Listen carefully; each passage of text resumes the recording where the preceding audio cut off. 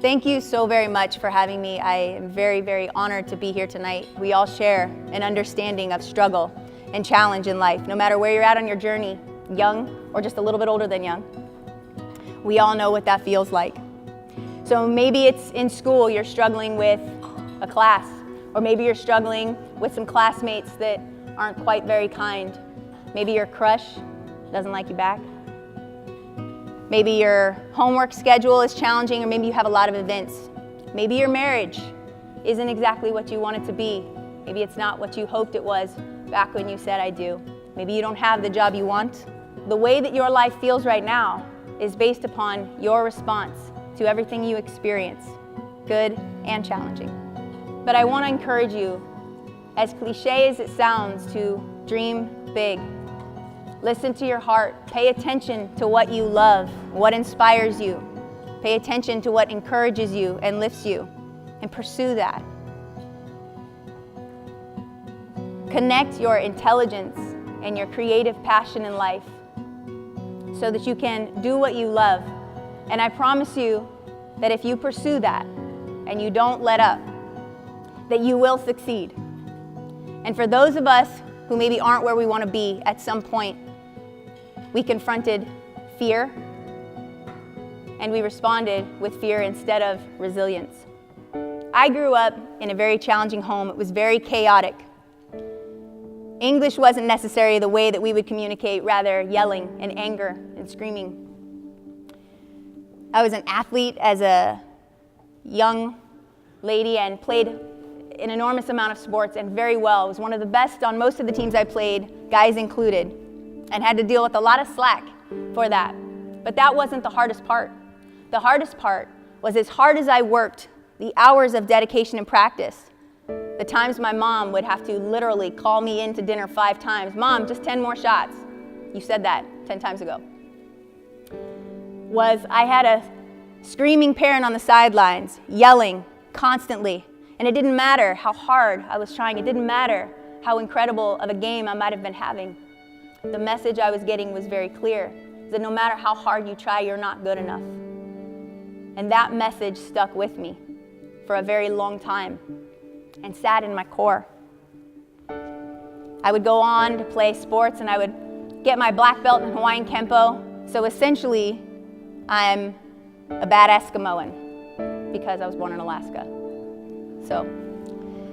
And I would continue on. I would walk on to my junior college basketball team after not having played for 3 years. And within a season was starting games because I worked my tail off.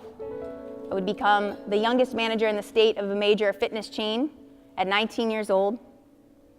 I was able to be successful. I worked hard. I wrote music, I sang. In fact, if I'd actually believed in myself all these years ago, I probably wouldn't be standing here today sharing this with you. I would be on a stage, singing in front of thousands, having written well over 400 songs. That was my passion.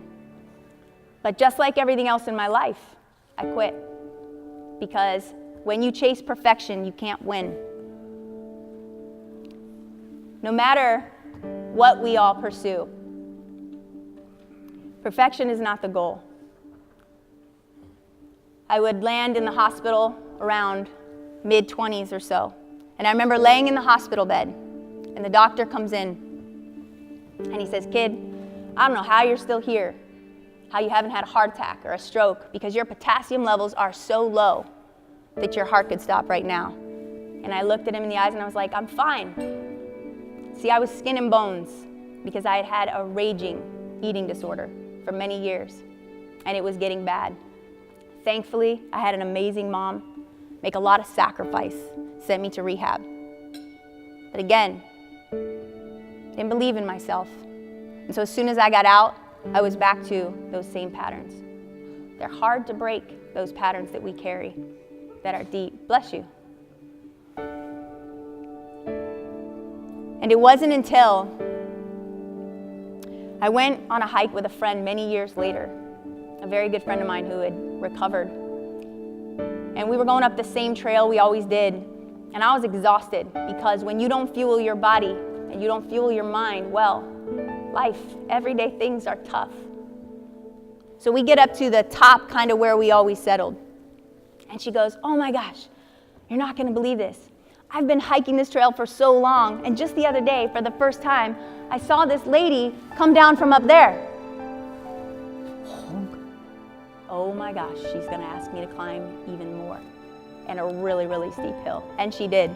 I don't wanna be a wimp. So like, okay, let's do it. My legs are burning with every single step.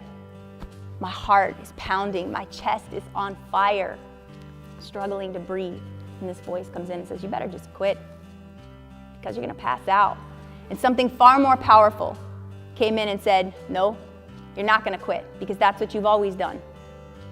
So I'd keep stepping, and again, you're gonna pass out, you can't make it, it's too far. Another powerful voice comes and says, you know what? Discomfort is temporary. And on the other side of this discomfort is the top of this mountain, and it's success. And so I kept pushing, and I got to the top. Not a massive feat in life, climbing a mountain, right? But a bit metaphorical, yeah? I get to the top, I drop down to a squatting position. I'm exhausted, and I open up my eyes because they were closed, and I was just trying to catch my breath. And I look out, and I see the mountains, and I see the city. And I said, I'm done. I'm done. I've known since I was so little that I could do whatever I wanted to do, because we all know that inherently when we're young. And then we go through challenges, and all of a sudden fear happens, and that just whisks us away. And I said, I'm done, no more. Discomfort is temporary. It won't last. And so as we're leaving, she's like, hey, I'm gonna go to a yoga class after this. You wanna go? Be careful what you ask the universe for, let me tell you. I'm like, sure. So I step into discomfort again, and you know what? I also got out of that okay. So right when I said, okay, I'm ready, let's go, boom, there was my opportunity. And that is how life is. So when you're ready and step into it, be ready, because you're gonna get the opportunity. And I never looked back from that moment, and it wasn't easy. Old patterns are tough. The mindset that we carry when we keep those, it's tough. But we all know what challenge feels like. I think what's a bit hard to know is that many of us don't really know what success to the degree with which we are capable feels like. And that's why I'm here, because I believe that we all can know that. So I want to finish with just a few things. The three most important things in life: progress, gratitude, generosity. What's number 1? 2, and 3. You got it. Inherently, from the time we are little, we crave growing. We naturally do it. We naturally just want to do better. And somewhere along the way, some experience we have leads us in a different direction and teaches us these different beliefs. But when you push through, and when you step into growth, and you make a decision that that's what you want to do, you will succeed. And one way that you are going to ensure that you will continue to do that is to find gratitude in every single day. Listen, we all have challenges. We can all talk about why we can't do something. I would urge you to focus your time, your energy, your attention on what you can do, not what you can't. Because where you aim your energy, where you place your attention, it will grow. And with gratitude every single day, we realize how much we have and how capable we are.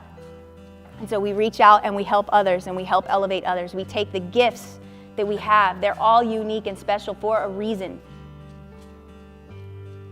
And elevating others creates a more amazing place. And you hear people talk about that a lot, world peace and whatnot, but it begins with you. It begins with you. Progress for you first.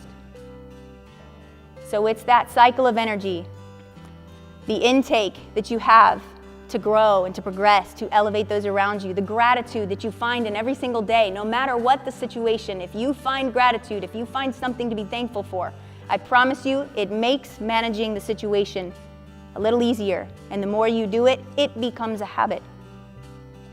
And then you give that energy back and lift somebody else up.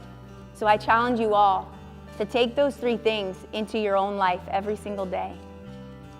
Progress, gratitude, and generosity. Thank you for having me.